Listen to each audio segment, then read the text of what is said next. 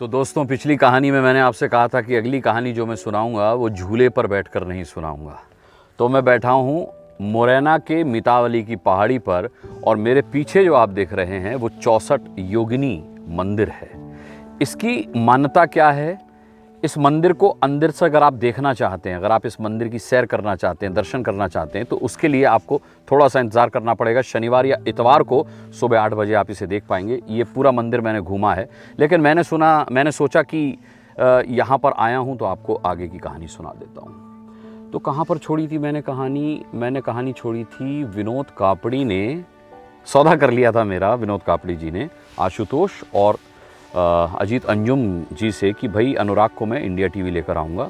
और India TV में लोचा हो गया, क्योंकि इंडिया टीवी 7-8 दिन मैं काम करके छोड़ चुका था, तो रजत जी नाराज़ थे। फिर विनोद जी ने पैचअप करवाया, मैंने माफ़ी मांगी और रजत जी के साथ मेरा 1-to-1 हुआ। होता क्या है कि इंडिया टीवी में जब भी किसी का अपॉइंटमेंट होता है तो रजत जी उसके साथ चाय पीते हैं। बड़ा सौभाग्य था, रजत जी के साथ चाय पीने का मौका मिला और रजत जी ने बातचीत की। बोले अनुराग, आपको स्टार न्यूज़ में देखा और ये देखा। मैंने कहा जी सर। बोले हमारा चैनल जो है वो एक ट्रांजिशन फेज से गुजर रहा है, तो मुमकिन है कि आप हमारे चैनल में आएँ और एंकरिंग करें, तो आप कहीं बाहर जाएं तो आपसे लोग कुछ ऊट पटांग बातें करें, तो आपको हाइपर नहीं होना है। मैंने कहा कैसे सर? बोले जैसे मैं भी कभी जाता हूँ तो मुझसे भी लोग पूछ लेते हैं अंकल क्या एलियन सच में होते हैं, आपने देखे? तो मैं, बच्चे पूछते हैं तो उनके सर पे हाथ फेर के प्यार करके ऑल द बेस्ट बोल देता हूँ। बड़े पूछते हैं तो कह देता हूँ thanks for watching India TV. तो आपको भी हाइपर नहीं होना है और सिर्फ यही कह देना है कि thanks for watching India TV, क्योंकि जो ऐसी बातें करते हैं इसका मतलब है वो हमारा चैनल देख रहे हैं, और हमारा मकसद यही है कि लोग हमारा चैनल देखें। लेकिन मैं तारीफ़ करूँगा रजत शर्मा जी की और उनकी टीम की, ऋतु धवन जी की, तमाम सारे लोगों की, विनोद कापड़ी जी की, अनीता थी, अनीता अब भी हैं वहाँ पर, उनकी। वो लोग बहुत मेहनत कर रहे थे उस ट्रांजिशन फेज़ में, क्योंकि ख़बरों की दुनिया में उन्हें आना था। और देखिए साहब कैसे इंडिया टीवी ख़बरों की दुनिया में आया कि उसके बाद यहाँ थोड़ा सा पसीना और पहाड़ चढ़कर आया हूँ तो थोड़ा सा हाँफ भी रहा था, तो हाँफ ही बंद हुई, तो मैंने सोचा कहानी सुना देता हूँ इससे पहले कि सन चला जाए। तो पसीना थोड़ा सा बियर कीजिए आप, नेचुरल है। तो वो लोग ट्रांजिशन फेज से गुजर रहे थे और ख़बरों की दुनिया में आ रहे थे, और देखिए क्या खूब ख़बरों की दुनिया में एंट्री मारी इंडिया टीवी ने कि आज तक इंडिया टीवी ख़बरों की दुनिया में सरताज है। मैं हिस्सा बन गया साहब इंडिया टीवी का, एंकर बन गया, मैं एंकरिंग करने लगा। तब चुनावी शो होता था, घमासान लाइव करके एक चुनावी शो जाता था, उसको सौरभ शर्मा करते थे। सौरभ को शायद रिलैक्स चाहिए था और वो झांसी में रिलैक्स चाहते थे, तो मुझे झांसी भेजा गया। मुझसे कहा गया, विनोद जी ने कहा कि भाई तुम झांसी चले जाओ, 2 दिन का काम है, बस 2 दिन घमासान लाइव करो, उसके बाद हम सौरभ को वापस भेज देंगे शो कंटिन्यू करने के लिए। मैंने कहा ठीक है। तो मैं घमासान लाइव करने के लिए झांसी गया और झांसी से मैंने घमासान लाइव किया। और साहब उसके बाद रजत जी का फ़ोन आया मेरे पास और कहा अनुराग अगर आप घमासान लाइव आप ही कंटिन्यू करें आगे तो कोई दिक्कत है? मैंने कहा नहीं सर कोई दिक्कत नहीं है। तो बोले कि क्योंकि मुझे लगता है कि आपके सिवा इस शो को कोई और करेगा तो वो अच्छा नहीं लगेगा। तो मैंने कहा सर, बोले कपड़े वपड़े जो भी आप ख़रीद लीजिएगा, हम रीइंबर्स कर देंगे उस चीज़ को, बाकी आप करिए, आप अच्छा लग रहा है। और साहब मैं आपको बताऊं, Himachal election, UP election, Gujarat election, मैंने कोई 340-50 दिन काम किया होगा इंडिया टीवी में। 13 महीने काम किया मैंने, और इस 13 महीने के दौरान 3-4-5 महीने में बाहर ही रहा इलेक्शन शोज़ में। मतलब जब उस शख्स को ये पता चला कि मैं ये debate show, public debate show बेहतर कर सकता हूँ, अच्छा कर सकता हूँ उनके चैनल में, तो उन्होंने फिर वो मौका किसी और को दिया नहीं। वरना आमतौर पर क्या होता है, अक्सर मैंने बाकी चैनलों में देखा है कि बाकी चैनल्स में क्या होता है कि अगर आप पता चल जाए कि भाई आप ये काम अच्छा करते हैं, आप एंटरटेनमेंट अच्छा करते हैं, आपको हटा करके कुछ किसी और चीज़ में डाल दिया जाएगा। अगर आप पता चले आप डिबेट अच्छा करते हैं तो फिर आपको डिबेट से हटा दिया जाएगा। दीपक चौरसिया ने ये घमासान लाइव का कॉन्सेप्ट शुरू किया था। घमासान लाइव तो इंडिया टीवी का कंटेंट था।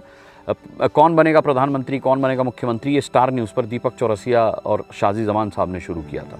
और जब भी दीपक चौरसिया को छुट्टी चाहिए होती थी 1-2 दिन की, तो वो शो करने मैं जाता था। मुझसे एक बार शाजी साहब ने स्टार न्यूज़ में कहा था कि अनुराग आपको करना है ग्वालियर जाकर ये शो। मैंने कहा ठीक है सर करूँगा। तो बोले कि जब मैं जाने लगा तो उन्होंने कहा आप जानना नहीं चाहेंगे कि इतने सारे एंकर्स में से आप ही को क्यों भेजा जा रहा है? मैंने कहा सर क्यों भेजा जा रहा है? तो बोले कि इसलिए भेजा जा रहा है क्योंकि दीपक जी चाहते हैं, मतलब दीपक जी का ऐसा मानना है कि उनके अलावा अगर कोई ये शो कर सकता है तो वो आप कर सकते हैं। तो मैंने कहा अच्छा सर। तो बोले कि आप उनके भरोसे को कायम रखिएगा और स्टार न्यूज़ के भरोसे को कायम रखिएगा। तो वो जो भरोसा मैंने वहाँ कायम रखा, वहाँ तो इतना मौका नहीं मिला। जब दीपक जी को ब्रेक चाहिए होता था, बस केवल तभी जो है मैं उस शो को करने जाता था। लेकिन उसका फ़ायदा मुझे इंडिया टीवी में मिला और इंडिया टीवी ने मुझे उसका भरपूर फ़ायदा दिया। और साहब मैं घमासान लाइव में चमक गया। मैं आपको घमासान लाइव की क्लिप्स कैसे दिखाऊं, क्योंकि वो सब कॉपीराइटेड होंगी। घमासान लाइव आप अगर YouTube पर जाएंगे और घमासान लाइव अनुराग मुस्कान टाइप करेंगे तो आप मेरे वो सारे वीडियोस देख सकते हैं। मैं अपने 23 साल के करियर में ये मानता हूँ कि इंडिया टीवी में मुझे काम करके जितना आनंद आया, जितना क्रिएटिव सेटिस्फेक्शन मिला, मुझे शायद बाकी चैनलों में उतना नहीं मिला। फ्री हैंड था, पूरी फ्रीडम थी, आप जो करें, भरोसा था। और उस भरोसे को क्या होता है ना, छोटे से बच्चे को आप अगर उस पर फेथ करके छोड़ दें तो वो या तो डूब जाता है या फिर तैरना सीख जाता है। तो मैं वहाँ तैरना सीख गया, ये हुआ मेरे साथ। लेकिन बड़ा अफसोस की बात है कि इंडिया टीवी का ये जो सफ़र था ये ज़्यादा समय चल नहीं पाया, क्योंकि दीपक चौरसिया इंडिया न्यूज़ रीलॉन्च कर रहे थे। और आपको याद होगा इससे पहले की कहानी में मैंने आपको बताया था कि दीपक चौरसिया ने कहा था कि कभी बुलाऊंगा तो आ जाएगा। तो मैंने कहा था हाँ दादा आ जाऊँगा।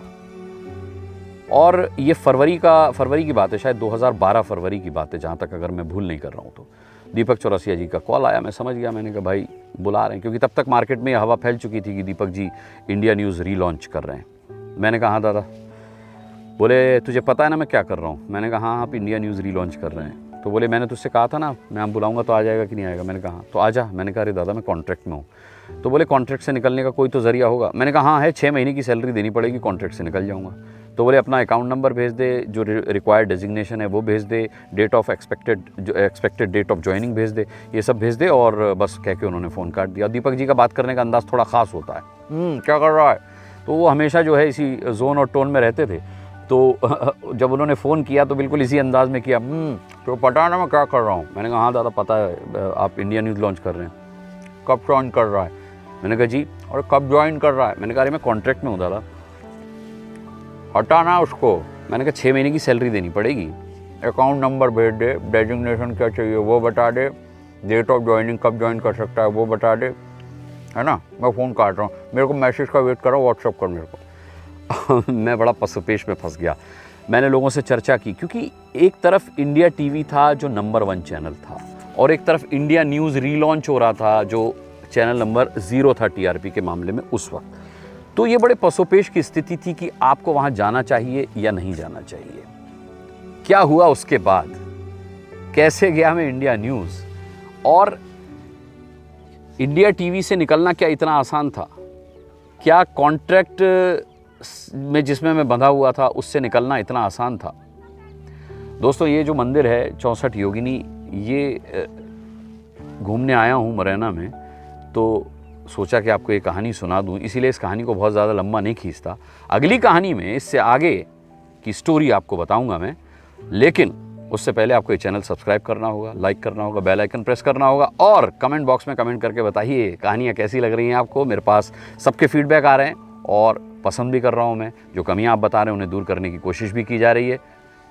बहुत बहुत ध्यान रखिएगा अगली कहानी तक अपना। तब तक के लिए इजाज़त दीजिए। बहुत बहुत शुक्रिया। नमस्कार।